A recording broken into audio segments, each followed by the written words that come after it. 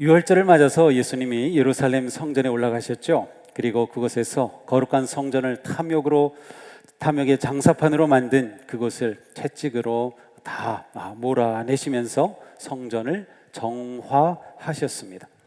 이후에 예수님은 예루살렘에 좀 더 머무시면서 많은 표적을 행하셨어요. 이로 인해서 예수님에 관한 이야기는 점점 퍼져나갑니다. 심지어 어느 날 밤에는 공의회 의원이었던 니고데모가 예수님을 찾아와서 거듭남과 영생에 관한 말씀을 하기도 하였습니다. 예수님의 제자들은 따르는 사람들에게 요단강에서 세례까지 베푼 것으로 보입니다. 하지만 예수님은 이렇게 막 알려지고 놀라운 일들이 일어나고 있는 이 유대를 떠나서 갈릴리로 돌아가십니다. 이때 예수님은 갈릴리로 가기 위해서 뜻밖의 길을 택하셨습니다. 성경은 사마리아를 통과하여야 하겠는지라 라고 기록하고 있습니다. 문장이 좀 어색하죠. 사실은 예수님이 사마리아로 통과하시는 것은 어색한 일이었습니다. 이 결정에는 반드시 그렇게 할 것이다 라고 하는 예수님의 거룩하고 확고한 뜻이 담겨 있었습니다. 사실 당시 이스라엘은 유대에서 갈릴리로 가려면 3일쯤 걸리는 그러한 거리였어요. 그래서 맨 아래 예루살렘에서 직선으로 파란색으로 따라 올라가 사마리아를 통과해서 가면 저쪽에 티베리아스 갈릴리 호수가 있는 지역까지 3일이면 갔습니다. 그런데 유대인들은 이렇게 가지 않고 오른쪽 빨간 길로 갑니다. 오른쪽 요단강을 건너서 동편의 베레아 지방을 거쳐서 올라갔어요. 이렇게 가면 길도 험하고 5일에서 6일이나 걸리는 그러한 거리였던 것이죠. 여기에는 그럴 만한 이유가 있었습니다. 주전 721년에 북이스라엘이 아수르에 멸망했을 때 아수르는 민족 혼혈 정책을 썼습니다. 자기들이 지배하고 있는 여러 나라들이 그 민족들이 반란을 일으키는 것을 막기 위해서 민족 혼혈 정책을 썼어요. 그래서 그들이 점령한 지역의 사람들을 강제로 다른 곳으로 다른 나라로 이주하여서 혼혈되어 민족성을 잃게 하였던 것이죠. 아수르는 이 사마리아 지역에 바빌론, 구다, 아와, 하맛, 스발와임의 5 이방 민족이 와서 살게 하였습니다. 그런데 이방 민족들은 이곳으로 오면서 자기들이 섬기던 그러한 신상들을 가지고 와서 사마리아 여러 신당에 두기까지 하였습니다. 이로 인해서 사마리아 사람들은 이방 사람들과 통혼하게 되었고 이방 종교와 섞였으며 이로 인해 유대인들은 사마리아 사람, 그 땅과 그곳에 사는 사람들을 멸시하였습니다. 또한 사마리아 사람들은 자기들 나름대로 그리심산에 성전을 따로 세우고 그곳에서 예배를 드립니다. 예루살렘으로 가지 않는 거죠. 이런 이유로 인해서 유대인들은 유대 땅에서 갈릴리를 오갈 때에 이 부정한 땅인 사마리아를 통과하지 않고 빙 둘러서 다니곤 하였던 것이죠. 그러니 예수님의 일행이 사마리아로 통과한다. 이것은 아주 특별한 일이었습니다. 이렇게 예수님과 제자들은 사마리아 지역으로 들어가셔서 수가라고 하는 마을에 이르렀습니다. 이것은 야곱이 요셉에게 준 땅과 가까운 곳이라고 되어 있는데 이것은 바로 세겜이죠. 바로 이 지역에서 대략 한 2.5km쯤 떨어진 그러한 곳입니다. 예수님은 먹을 것을 구하라고 제자들을 동네로 보내셨어요. 그리고 피곤하신 몸으로 우물가에 혼자 앉아 계셨습니다. 자, 오늘 말씀에서 이 시간과 장소는 아주 중요한 역할을 합니다. 유대라고 하는 큰 땅에서 사마리아로 좁혀졌고요, 사마리아에서 수가성으로 좁혀졌고 수가성에서 야곱의 우물이라고 하는 한 지점으로 우리의 관심을 모아놨어요. 그리고 정오라고 하는 정확한 시간이 제시됩니다. 바로 이곳에서 이 시간에 한 사건이 일어납니다. 마침 사마리아 여인이 물을 길러 왔습니다. 이미 제자들은 마을로 갔으니 예수님은 혼자 계셨죠. 그 여인에게 물을 좀 달라고 하십니다. 이 여인이 예수님께 반문하죠. 당신은 유대인으로서 어찌하여 사마리아 여자인 나에게 물을 달라 하나이까? 그렇죠. 당시 사마리아 사람들은 유대인들이 자신들을 멸시한다는 걸 잘 알고 있었고요, 유대인들과 상종하지 않았고, 사실 그들도 유대인들이 들어오는 것을 별로 좋아하지 않았습니다. 더군다나 이 수가성 우물가에서 유대인 남자와 사마리아 여자가 만나서 말을 주고받는다, 이러한 상황이 일어날 가능성은 거의 없는 일입니다. 지역과 성별, 종교와 역사, 그리고 인종의 높은 장벽으로 둘러쳐져 있는 곳입니다. 그런데 유대인 남자가 자신에게 물을 달라고 하니까 이 여인은 깜짝 놀랍니다. 그래서 이렇게 말한 거죠. 어찌하여 사마리아 여자인 나에게 유대인 남자인 당신이 물을 달라고 합니까? 예수님이 대답하십니다. 내가 만일 하나님의 선물과 또 내게 물 좀 달라 하는 이가 누구인 줄 알았더라면 내가 그에게 구하였을 것이요 그가 생수를 내게 주었으리라. 자, 만약 이 여인이 하나님의 선물을 알았고, 이것은 하나님의 은혜가 무엇인지 알고, 그리고 지금 자기에게 물을 달라고 요청하는 이 남자 예수님이 누구인 줄 알았더라면 거꾸로 이 여인이 예수님에게 생수를 구하였을 것이라는 말씀이에요. 여인은 예수님의 이 말씀에 어리둥절하지요. 그래서 다시 묻습니다. 주여, 물 기를 그릇도 없고 이 우물은 깊은데 어디서 당신이 그 생수를 얻겠사옵나이까? 우리 조상 야곱이 이 우물을 우리에게 주셨고 또 여기서 자기와 아들들과 짐승이 다 마셨는데 당신이 야곱보다 더 크니까. 자, 주여 이렇게 말했지만 이것은 신앙의 고백으로 주님이란 뜻이 아니고 일반적으로 그 당시 여성이 남성을 존대하는 그러한 표현이에요. 그래서 그렇게 말한 거죠. 주여. 이 우물이 무슨 우물인지 아십니까? 유서 깊은 야곱의 우물입니다. 이 우물 저 깊은 곳에 물을 뜨려면 두레박도 있어야 되는데 당신은 두레박도 없지요. 그런데 어떻게 생수를 준다는 말입니까? 라고 말하는 거예요. 야곱은 이곳에 우물을 파서 실제로 우리에게 생수를 주었는데 당신이 이 야곱보다 더 위대하다는 말입니까? 라는 거죠. 예수님이 대답하십니다. 같이 읽겠습니다. 이 물을 마시는 자마다 다시 목마르려니와 내가 주는 물을 마시는 자는 영원히 목마르지 아니하리니 내가 주는 물은 그 속에서 영생하도록 솟아나는 샘물이 되리라. 아멘. 너무도 중요한 말씀이에요. 다시 읽겠어요. 이 물을 마시는 자마다 다시 목마르려니와 내가 주는 물을 마시는 자는 영원히 목마르지 아니하리니 내가 주는 물은 그 속에서 영생하도록 솟아나는 샘물이 되리라. 아멘. 이 말씀에 여인의 눈이 확 뜹니다. 왜 뜨였습니까? 주여, 그런 물을 내게 주사 목마르지도 않고 또 여기에 물 기르러 오지도 않게 하옵소서. 영원히 목이 마르지 않은 물이라니, 야, 이 여인이 정말 바라던 겁니다. 그렇게 되면 여기에 물 들어오는 고생하지 않아도 되는 거죠.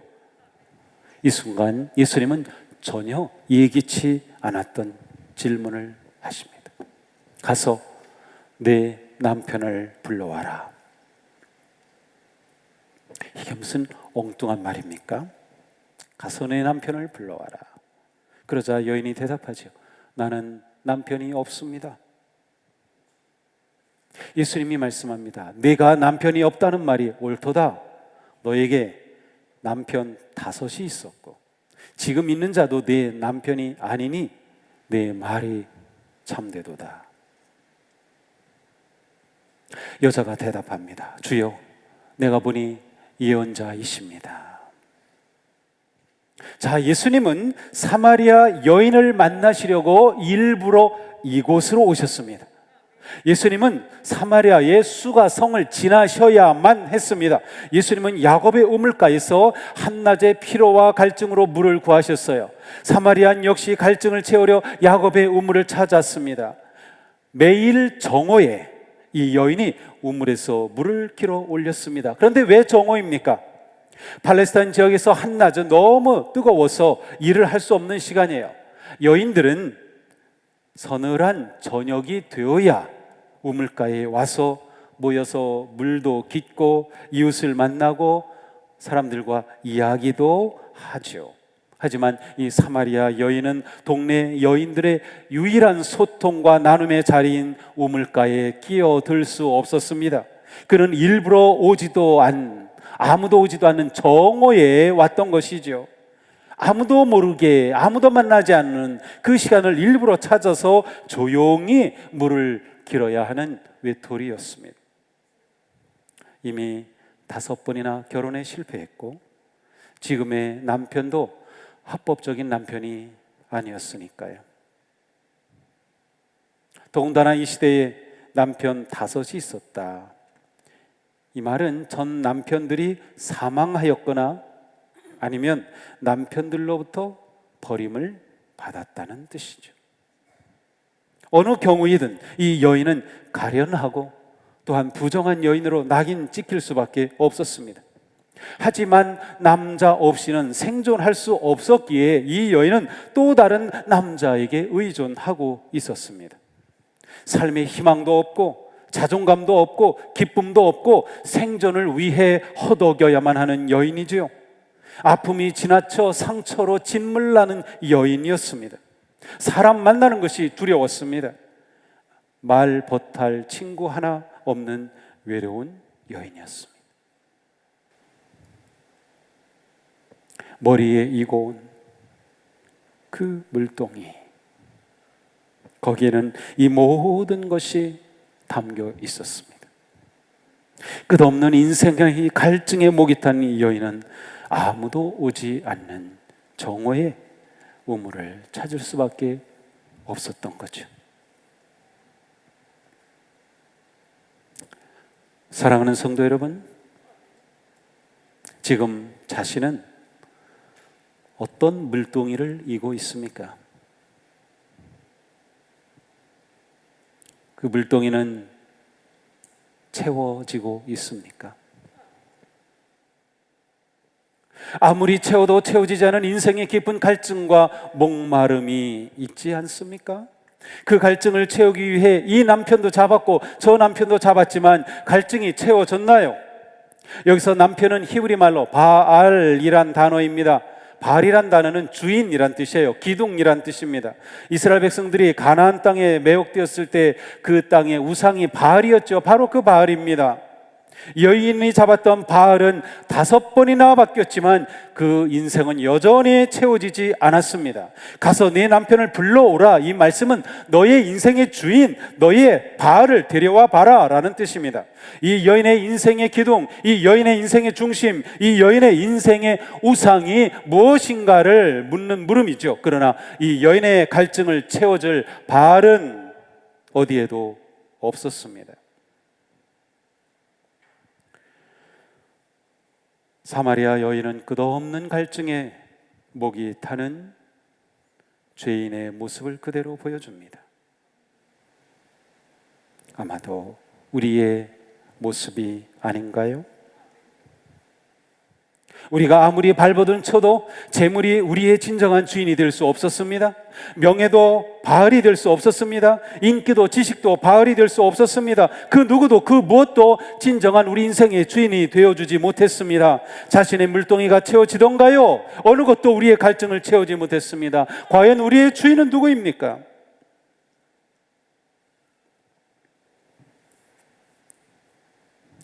생수를 마시기 전까지는 누구도 영혼의 만족함과 삶의 기쁨을 누릴 수 없습니다. 이것이 죄에 빠진 인간입니다. 생명수를 마시기 전까지는 여전히 상처와 고통과 아픔과 소외된 삶을 살 수밖에 없습니다. 우리의 영혼의 물동이는 생명수로 채워질 때 비로소 치유되며 회복되고 갈증이 사라집니다. 그 생명수가 어디에 있습니까? 예수님의 무릎 앞에 사마리아 여인은 누구에게도 들춰내고 싶지 않았던 자신의 깊은 수치와 어둠의 상처와 고통을 예수님 앞에서 그대로 들키고야 말았습니다. 얼마나 당황스러웠을까요? 얼마나 놀랐을까요? 그러나 예수님은 바로 이 순간을 위해 이곳으로 찾아오셨습니다. 사마리아를 통과하셔야만 했던 이유가 여기에 있습니다.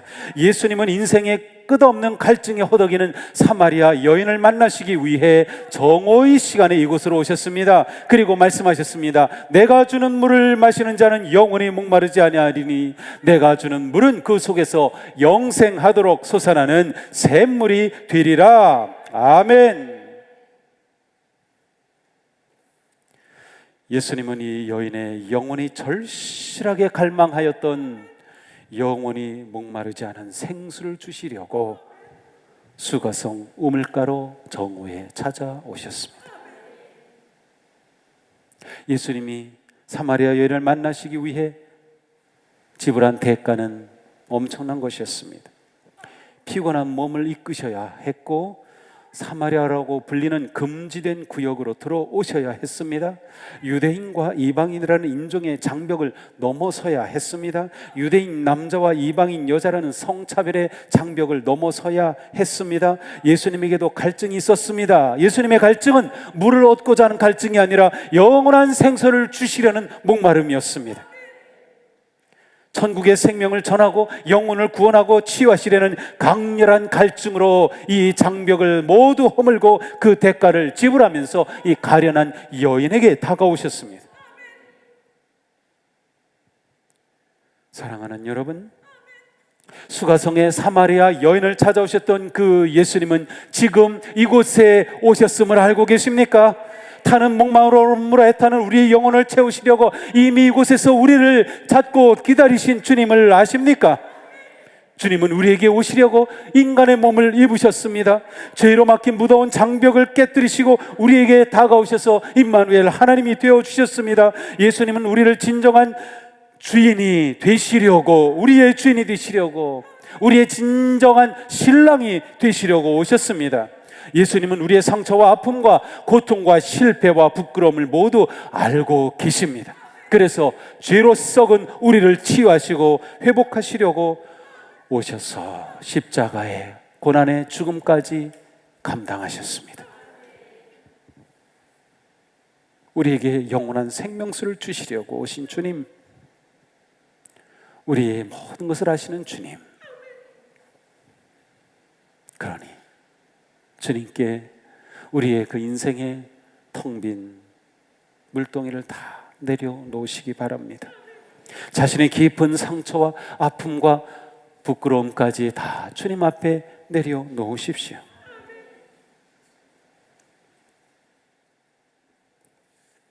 예수님은 영원히 목마르지 않은 생명수로 이렇게 우리에게 다가오셨습니다.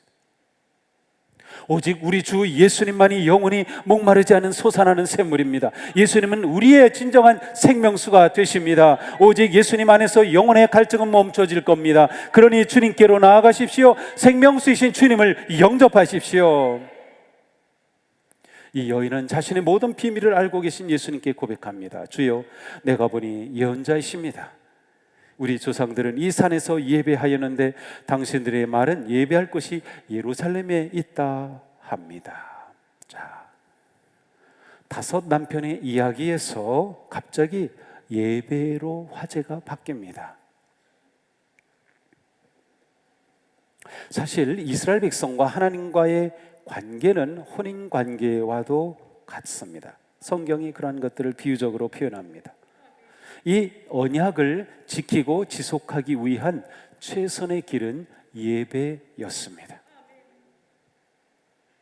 예수님과 이야기하면서 예수님을 예언자로 보게 된 이 여인은 마음이 품었던 예배에 관한 생각을 예수님께 그대로 표현합니다. 이때 예수님은 선포하십니다. 함께 읽겠습니다. 아버지께 참되게 예배하는 자들은 영과 진리로 예배할 때가 오나니 곧 이때라.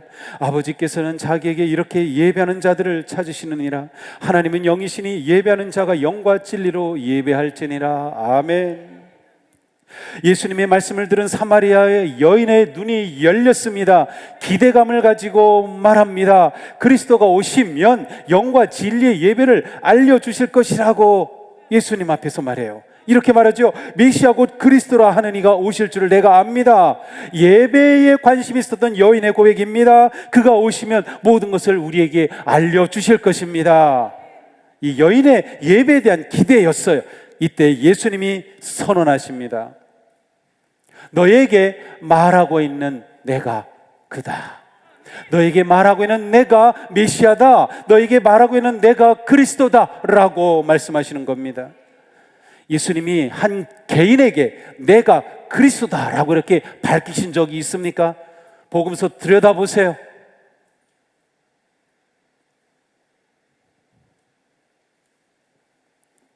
예수님이 곧 메시아라는 이 말씀을 들은 사마리아 여인은 물동이를 버려두고 동네로 들어가서 외칩니다. 내가 한 모든 일을 내게 말한 사람을 와서 보라. 이는 그리스도가 아니냐. 그는 사람들 만나는 것이 두려웠습니다. 그들을 피했습니다. 정오에 와야 했습니다. 그런데 그들에게 달려가서 외쳤습니다. 그들에게 그리스도를 증언하였습니다. 이 여인은 사마리아 최초의 전도자가 되었습니다. 여인의 증언을 들은 동네 사람들이 예수님께로 몰려듭니다. 그리고 이곳에 더 머물러 주십시오. 이틀이나 더 그곳에 머무시면서 천국의 복음을 전해주시고 생명수를 가르쳐 주시죠.